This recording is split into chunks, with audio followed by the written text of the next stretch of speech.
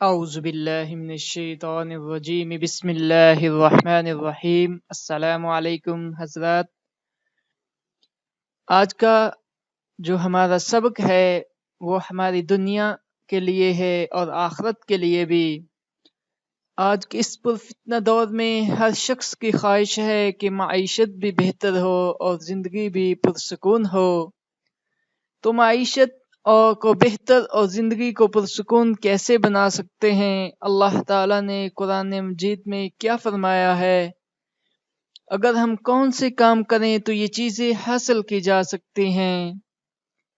سورہ رعد آیت نمبر 28۔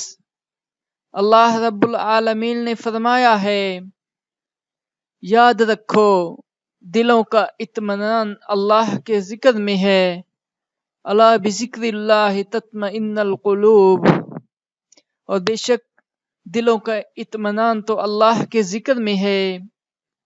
اور دوسرا یہ کہ ہم اپنی دنیا کی معیشت کو، روپے پیسے کو کیسے بہتر بنا سکتے ہیں، ڈھیر سارا پیسہ اکٹھا کر سکتے ہیں۔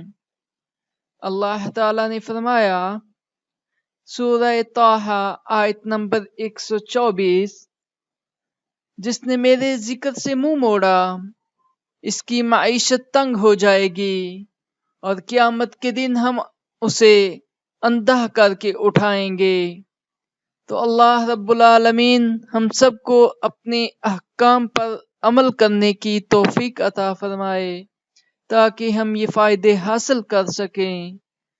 اگر یہ سبق اچھا لگے تو دوستوں تک ضرور شیئر کیا کریں اور ویڈیو کو لائک بھی کریں۔ جزاک اللہ۔